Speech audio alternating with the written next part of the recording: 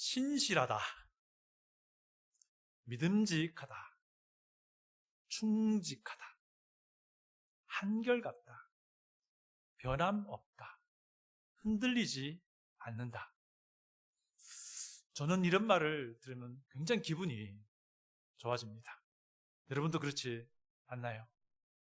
그리고 이런 사람을 보면 여러분 기분이 참 좋아집니다. 특히나 사업을 하시는 분들에게 이런 직원이 있으면 얼마나 좋을까요? 그 직원 볼 때마다 쌓였던 스트레스도 확 날아가고요. 여러분의 삶의 질도 확 올라가게 될 겁니다. 그렇지 않나요? 네. 정말 기분 좋은 말입니다. 여러분, 우리도요, 하나님께 이런 사람이면 좋겠습니다. 우리도 예수님의 몸 된 교회 안에서 이런 사람이면 좋겠습니다. 우리 주님이 정말 기뻐하실 겁니다. 우리 모두가 하나님께 그리고 예수님의 몸 된 교회 안에서 이런 신실한 지체가 될 수 있기를 정말 간절히 바랍니다. 디모데전서는 바울이 쓴 편지입니다. 편지를 받는 사람은 디모데이고요. 2절 보니까 이런 표현이 있죠. 디모데에게 편지하노니 라고 수신자가 밝혀져 있습니다.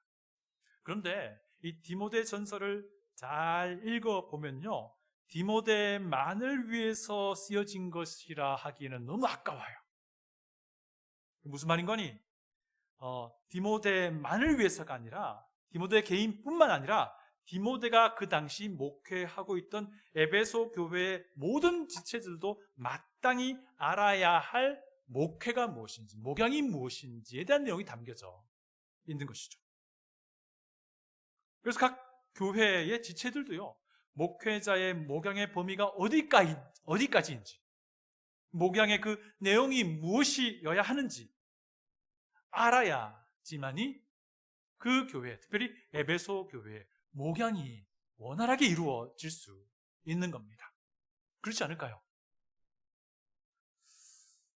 예를 들어서 목회자는요, 목양하면서 때로는 위로할 때가 있고요, 때로는 권면할 때가 있습니다. 또 때로는 기다릴 때가 있고요, 때로는 따끔하게 질책할 때도 있습니다. 때로는 느슨하게 풀기도 하고요, 때로는 강하게 드라이브를 걸 때도 있습니다. 이것이 목양이기 때문에 그렇습니다.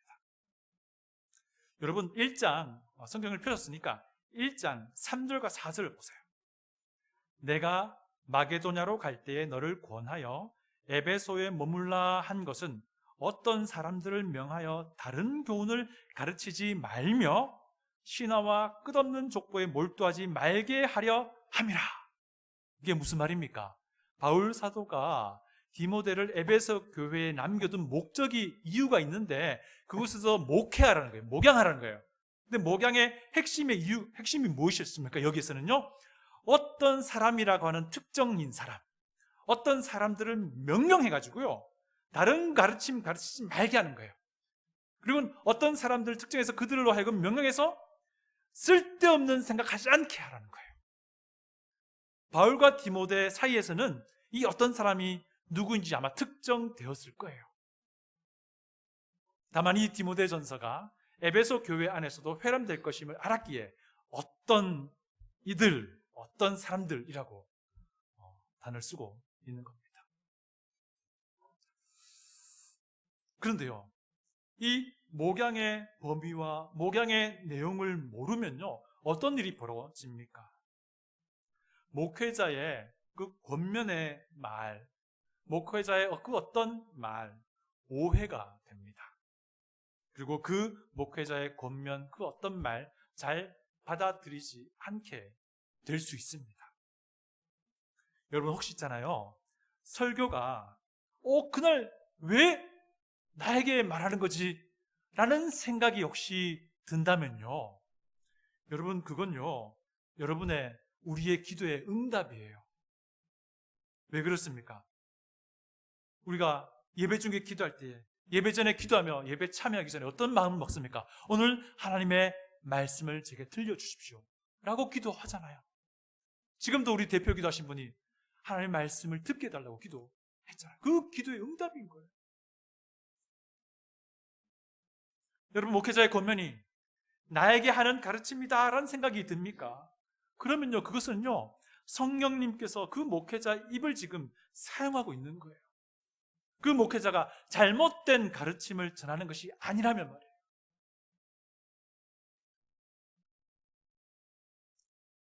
지난 주일에 언급했던 것처럼 디모데전서는요, 바울이 1차 투옥에서 풀려난 이후에 쓰여진 편지입니다. 로마에서 바울이 1차 투옥 때까지요, 바울은 약 한 13년 동안 사도로 주어진 사역에 임해왔어요. 그래서 1차, 2차, 3차 전도 여행을 하며 소아시아 지역을 그리고 유럽 지역을 막 헤집고 다녔습니다. 죽을 고생도 하고요. 그런데 그 결과가 로마에서 2년간의 투옥이었던 거죠. 그것이 이제 사도행전의 마지막 장이 말하고 있습니다. 그리고 2년간의 로마 투옥이 끝나고 바울은 풀려납니다. 그런데 그런 풀려난 뒤에도 변함없이 복음 전도와 교회 세우기 사역을 계속 이어나갑니다. 바울은 한결같고 우직하고 충직하고 흔들리지 않고요, 신실하고 믿음직했던 거죠. 그 이유를 우리가 지난주에 살펴봤죠. 그의 변함없는 믿음에 있었다라는 것입니다. 바울은요, 하나님의 구원의 은혜가 무엇인지 분명히 알았습니다. 제가 1절 상반절 읽어드립니다. 우리의 구주 하나님과 우리의 소망이신 그리스도 예수라고 말합니다. 죄인을 구원하기로 계획하신 아버지 하나님과 그 구원 계획을 실행하신 그리스도 예수님의 그 은혜가 얼마나 깊은지 얼마나 넓은지 바울은 분명히 알고 있었다라는 것입니다. 바울의 마음에 이 구원의 은혜가 깊이 박혀 있었다라는 것입니다. 바울의 마음에 이 구원의 은혜가 끊임없이 기억되고 있었고 끊임없이 변함없이 감격되어 있었다라고 하는 것이에요. 또 한편 바울은요, 자기를 사도 부르신 이가 자기 자신이 아니라 구원의 은혜를 허락하신 예수 그리스도임을 분명히 알고 있었습니다. 1절 하반절 제가 읽어드릴게요. 그 명령을 따라 그리스도 예수의 사도된 바울이라고 말합니다. 복음 전도와 교회 세우기 사역을 위해서 자신이 사도로 부름받은 것의 그 근거가 자기 자신의 결정이 아니라 예수 그리스도, 나에게 구원을 베푸시기 위해 자기의 생명까지 내어주신 그 예수 그리스도가 부르신 것이다 라고 하는 것에 확신이 있었던 것이죠. 바울을 구원하기 위해 자기 생명을 기꺼이 내어주신 바로 그 예수님이 자기의 사도로서의 그 사역의 근거였다라는 것입니다. 그래서 이 사역의 기초는 내 자신이 아니라, 내 자신의 어떠함이 아니라 예수 그리스도의 어떠함이 되었던 것이죠. 그러니까 바울은 한결같이 자기에게 주어진 그 자리에 서 있었던 것이고 걸어갔던 것이고 달려갔던 것입니다. 내가 조건이 아니라 변하지 않고 신실하시고 안정적으로 충성스러우신 우리 예수님이 조건이 된 것입니다. 그래서 이 사역의 시종이 예수 그리스도께 있고 이 사역의 향방이 예수 그리스도에 의해 결정된 것이 바로 바울 안의 마음이었던 겁니다. 여튼 바울은 굉장히 우직하고 강직하고 아주 한결같아요. 그런데요, 이 디모데전서를 통해서 우리가 좀 알아봐야 될 것은요, 바울만큼이나 우직하고 충성스럽고 변함없고 한결같이 신실한 사람이 또 하나 있는데, 그 사람은, 아니 제가 여기기는 바울보다 훨씬 더 우직하고 한결같은 사람이 있는데 그 사람이 바로 디모데예요. 디모데. 여러분, 바울은요 매우 강단이 있는 사람이었어요. 능청맞기도 했고요, 아주 멘탈이 굉장히 강했습니다. 수요 말씀 교재에 나오신 분들은 굉장히 잘 알 겁니다. 바울 또한 매우 강력한 리더십을 가진 사람이었습니다. 화끈한 사람이었어요. 이런 사람은요 사소한 일에 잘 안 흔들려요. 좀 거친 면이 바울에게 분명히 있는 것을 바울 서신을 통해서, 사도행전을 통해서 우리는 알 수 있습니다. 그런데 디모데는요 바울과는 영 다른 종류의 사람이었습니다. 디모데는 굉장히 유하고 부드러운 사람이었습니다. 그는 강력한 리더십과는 전혀 거리가 먼 사람이었어요. 어쩌면 소심했다라고 볼 수도 있어요. 물렁물렁한 사람이었다는 거예요. 결정을 해야 되면 많은 날을 막 혼자 고민하는 그런 사람이었던 것 같습니다. 그런 면에서는 저와 좀 비슷한 것 같아요. 목회자로서요, 권면의 말을 해야 될 때면 몇 날 며칠을 고민합니다.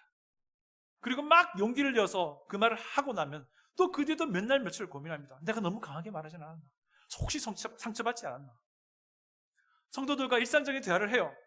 그리고 돌아서 집에 와서 내가 왜 그때 그 말을 했을까 막 자책합니다. 여러분 그거 아시죠? 이런 사람이 위장병이 잘 나요. 막 신물이 넘어오고요. 가슴팍이 팍팍 아파요. 그런데 디모데에게 위장병이 있었어요. 우리 성경 좀 뒤로 넘겨서요. 5장 23절 한번 펴볼게요. 디모데전서 5장 23절이에요. 우리 한번 다 같이 읽어볼까요? 이제부터는 물만 마시지 말고 내 위장과 자주 나는 병을 위하여는 포도주를 조금씩 쓰라. 이 디모데에게 위장병이 있었어요. 아마 위궤양이 생겼나? 위염이 있었나 모르겠어요. 그 위염이 있는 그곳에 막 위산이 닿으면 얼마나 아프겠습니까? 쓰리겠습니까? 그죠? 또 가끔씩 이 위산이 역류하면요, 가슴 밖까지 막 아프죠, 그죠? 이 모든 것이 이 짧은 기간 에베소 교회에서 목회하면서 받았던 그 스트레스가 이 디모데로 하여금 위장병을 만든 것 같아요. 제가 생각해 보니까요, 이 당시 디모데에게 오메프라졸만 있었더라면 싹 문제가 없었을 텐데 라는 생각이 들더라고요. 여러분 오메프라졸 아시죠? 먹으면 당장의 위산이 안 나와요. 30분 안에. 대신에 소화가 잘 안 돼요. 저도 한때 오메프라졸 먹었던 때가 있었는데 지금은 안 먹습니다. 지금은 안 먹어요. 어쨌든 그래서 바울이요, 오메프라졸이 없으니까 포도주를 조금 쓰라고 이렇게 말하고 있는 거예요. 이 당시에 포도주를 연하게 마시는 것이 위장병에 대한 나름대로의 그 의학적인 처방이었어요. 그래서 이 의학적인 처방의 한 방편으로 이제 포도주를 좀 쓰라라고 말하고 있는 거예요. 여러분 이 구절을 보고서 옳거니 나도 이제 술 먹어도 된다 이런 말씀하시면 안 됩니다. 여러분 병원에서 몰핀 처방한다고 나 몰핀 맞을 거야 하시는 분이 없는 것이잖아요, 그죠? 예. 여러분 그리스도인이요 술을 가까이 하지 말아야 할 여러 가지 성경적인 이유가 있는데 이것은 나중에 여러분과 함께 나눌 기회가 있을 것 같습니다. 이미 수요 말씀 교제 오신 분들은 한 2차례 나누긴 했습니다. 아주 간단하게. 제가 이제 무엇을 말씀드리고자 하냐면요, 디모데는 이처럼 아주 쉽게 위장병에 걸릴 만큼 상처를 잘 받는 그런 아주 유약한 사람이었다는 거예요. 그런데 그럼에도 불구하고 바울과 영혼의 단짝이 되어서 한결같이 주님이 주신 그 사역의 자리를 지켜내왔다는 거예요. 그러니까 어찌 보면 디모데가 바울보다 더 대단한 거죠. 여러분 2절을 한번 보세요. 2절을 보시면요, 1장 2절입니다. 믿음 안에서 참 아들 된 디모데에게 편지하노니 하나님 아버지와 그리스도 예수 우리 주께로부터 은혜와 긍휼과 평강이 내게 있을지어다. 바울은 디모데를 내 진짜 아들이다 라고 말합니다. 물론 디모데가 바울의 친아들은 아니에요. 그럼에도 불구하고 바울은 디모데를 자기 아들로 여기고 있습니다. 믿음 안에서. 이 문구가 사실은 바울을 통해서 복음을 듣고 디모데가 구원받았기 때문에 바울이 그렇게 말하는 것이다 라고도 생각하는데 사실 그것 이상으로 무언가 진한 무언가가 분명히 있어요. 또 바울은 디모데에게 깊은 애정을 자꾸 퍼붓습니다.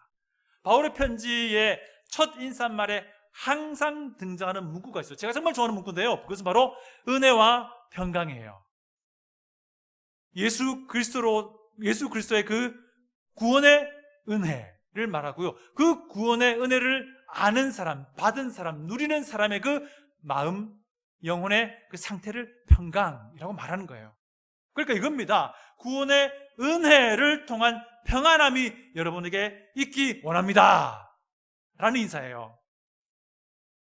그런데 디모데 전서와 디모데 후서에서는요, 이 긍휼이라는 단어를 집어넣고 있어요. 디모데 전서와 디모데 후서에만. 이 디모데에 대한 바울의 애정이 담긴 표현입니다. 디모데가 목회 중에 얻은 그 수많은 상처와 아픔을 속으로 막 삼키는 스타일인 걸 바울이 알았던 거예요. 여러분, 아무리 내성적인 사람이라 할지라도요, 속으로 막 삼킬 때 얼마나 괴로운지 아세요? 어떨 때는요, 악이 막 빠져 올라와요. 바울이 그거 알았던 거예요. 그래서 긍휼이라는 단어를 집어넣는 거예요. 용서하시고자 하는 하나님의 성품을 긍휼이라고 그러잖아요. 하나님, 디모데 그거 몰래 혼자서 악마차는 그거 용서해 주세요라는 그런 마음이 담겨지는 거예요. 디모데가 얼마나 신실한 사람인지, 얼마나 충성스러운 사역자인지 바울과 함께했던 디모데의 동선을 같이 한번 좀 따라가 보고자 합니다. 디모데는요, 결론부터 말하자면요, 바울과 함께 사역을 시작한 이래로 바울의 최후까지 함께했던 사역자예요. 디모데는요, 바울의 2차 전도 여행에 처음으로 그 이름이 등장합니다. 제가 사도행전 16장 한 부분을 읽어드립니다. 디모데는 루스드라와 이고니온에 있는 형제들에게 칭찬받는 자니 바울이 그를 데리고 떠나고자 할세. 바울의 2차 전도 여행 중에 더베, 루스드라, 이고니온 지역에 왔더니 칭찬받는 젊은 청년 한 형제가 있는데 디모데였던 거예요. 그를 데리고 2차 복음 전도 여행에 데리고 가겠다는 거예요. 이때가 주후 49년 정도 되는데요, 디모데는 이미 여기 이 지역에서 칭찬받는 제자로 불립니다. 이 말이 무슨 말이겠습니까? 바울이 디모데를 만났던 그 주후 49년 이전에 이미 디모데는 복음을 듣고 예수님을 구주로 믿고 그의 간증이 잘 세워질 만큼의 시간이 흘렀다는 사실이에요. 그래서 많은 사람들이 이렇게 생각합니다. 바울이 사실은 1차 전도 여행에도 이 루스드라, 더베 이 지역에, 이고니온 이 지역을 왔거든요. 2차 전도여행의 첫 번째 목적은요, 1차 전도여행에 거쳤던 그 지역을 다시 한번 방문해서 그들 교회를 다시 한번 세우는 그런 목적이었어요. 그러니까 1차 전도여행 때 디모데가 회심한 거예요. 그리고 약 2년쯤 뒤에 2차 전도여행 때 이 지역에 왔더니 그때 정말 어렸던 디모데가 이제 좀 청년필이 나기 시작한 겁니다. 그런데 그 청년필이 나기 시작한 이 디모데가 칭찬을 받고 있는 신실한, 간증이 좋은 형제가 된 거예요.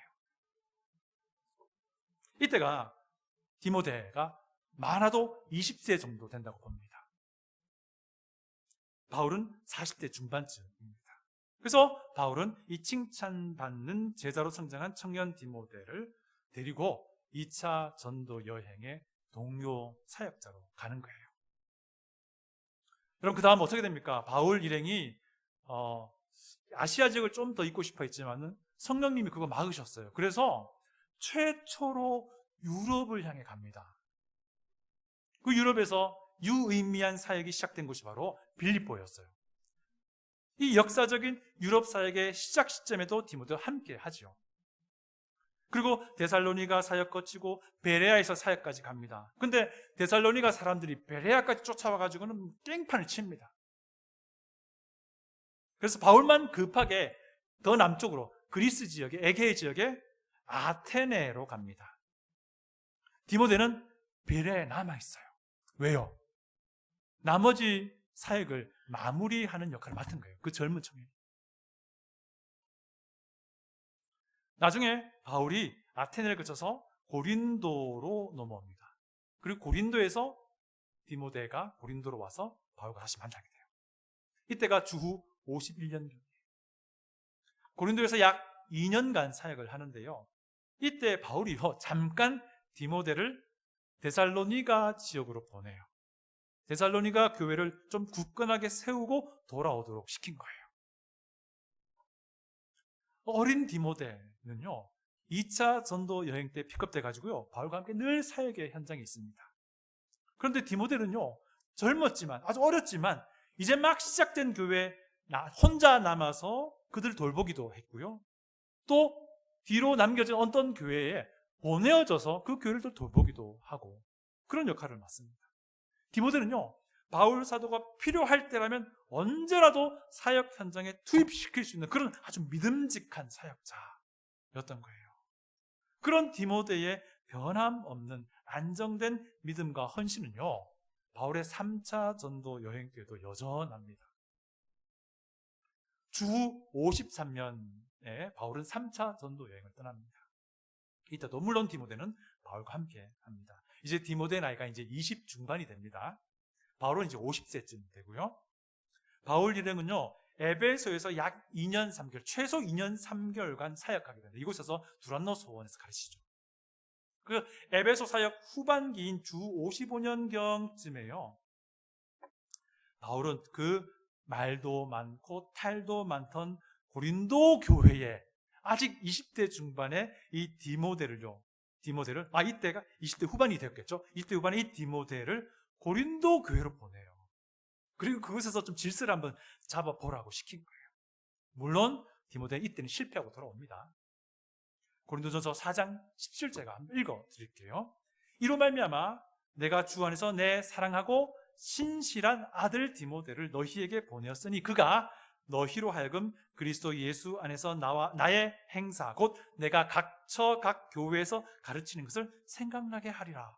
20대 후반의 디모데, 젊은 사역자, 그러나 항상 신실하고 믿음직했던 디모데였기에 바울은 그를 믿고 고린도 교회로 보냅니다. 고린도 교회 굉장히 힘든 교회였어요. 그러나 역시 실패하고 돌아오긴 하지만 바울도 사실 실패하고 돌아와요. 그 뒤에. 어쨌든 한편 바울이요, 디모데를 고린도 교회에 청구하는 말을 또 보면 흥미로운 부분이 하나 발견돼요. 고린도전서 16장 10절인데요. 자, 들어보세요. 디모데가 이르거든 너희는 조심하여 그로 두려움 없이 너희 가운데 있게 하라. 이는 그도 나와 같이 주의 일을 힘쓰는 자이다. 이게 무슨 말이겠습니까? 디모데의 성품이 나오는 거예요. 바울이 알았던 거예요. 디모데가 굉장히 유약하고 좀 물은 거예요, 사람이. 그래서 잘 상처받는 사람이니까 좀 두려움 없이 있게 좀 해달라라는 그런 말이에요. 바울이 이제 에베소 사역을 완전히 마무리하기 직전에 고린도 후서를 기록해서 디모데 편에 고린도에 보냅니다. 그런데 디모데는 고린도 후서의 공동 저자로 소개돼요. 디모데가 고린도 갔다가 급하게 돌아온 거예요. 실패하고. 고린도후서 1장 1절 보시면요, 이런 표현이 있습니다. 하나님의 뜻으로 말미암아 그리스도 예수의 사도된 바울과 형제 디모데는 이 편지 쓴다는 거예요. 고린도 후서. 그리고 이제 바울 일행이 에베소 사역 마무리하고요, 쭉 북쪽을 통해서 마케도니아 지역 통해 가지고 다시 이제 고린도로 와요. 그 사이에 고린도 교회는 문제가 해결되기 시작했습니다. 고린도에서 약 3개월 머물고 있을 때 바울이 로마서를 기록해요. 여기에서도 디모데는 바울과 함께 사역하죠. 로마서 16장 21절 보면요, 바울이 디모데를 이렇게 표현합니다. 나의 동역자 디모데가 너희에게 문안한다. 그 후에 디모데는요, 드로아에서 바울이 창가에서 떨어져 죽은 유두고를 살리는 그 현장도 있고요, 또 밀레도에 와서 에베소 교회 지도자들을 부르잖아요. 서로 막 눈물의 작별을 합니다. 그 현장에도 디모데는 있습니다. 그 뒤에 바울 일행은 어디로 가기 원합니까? 예루살렘을 향해 가기 원합니다. 그런데 많은 사람들이 다 예루살렘 가기를 만류해요. 왜냐하면 위험할 게 뻔하다 생각해서. 그런데 바울은 가기로 결정합니다. 여러 가지 목적이 있는데 그 중에 하나는요, 각 교회에서 소아시아와 유럽에서 모금한 구제 헌금을 예루살렘 교회에 전하기 위해서였습니다. 그래서 이 예루살렘을 향한 그 여행길에요, 각 그 지역의 교회에, 모든 교회는 아니지만 대표자들이 같이 동참해요. 그런데 이 더베 지역 교회의 대표로 디모데가 함께합니다. 물론 디모데는 계속 사역자로 함께 동역하긴 했지만 그가 또 대표 역할을 맡게 돼요. 예루살렘에 도착하고 얼마 지나지 않아 어떤 일이 벌어집니까? 바울을 대적하는 사람들이 막 일어나가지고 결국 바울이 잡힙니다. 약 2년간 바울이 구금되어서 고난을 겪습니다. 이런 상황에도 디모데는 그를 지킵니다. 그리고 어떻게 됩니까? 결국 로마로 배 타고 압송이 되죠. 그 과정에도 함께 합니다. 그리고 로마에서 2년 동안 감옥에 갇힙니다. 가택연금의 형태죠. 이때도 디모데는 바울과 함께해요.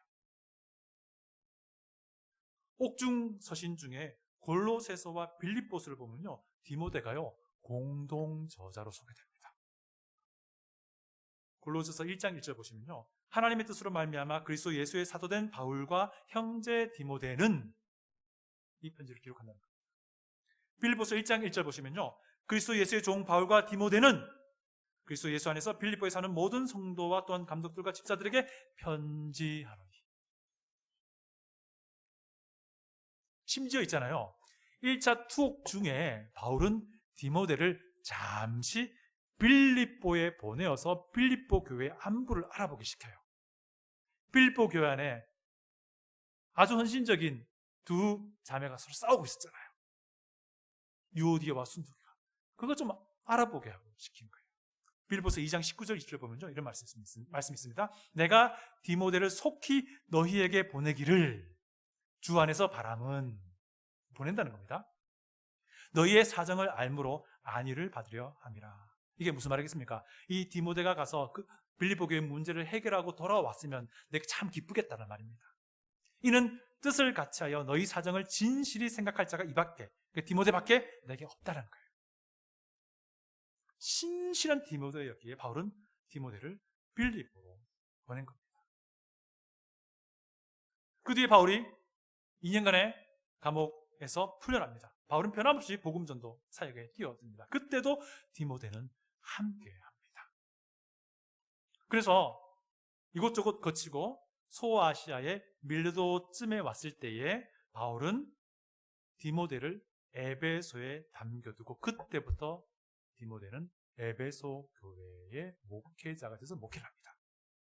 그리고 바울은 북쪽에 마케도니아 지역, 빌립보 교회가 있는 그 지역으로 가는 거예요.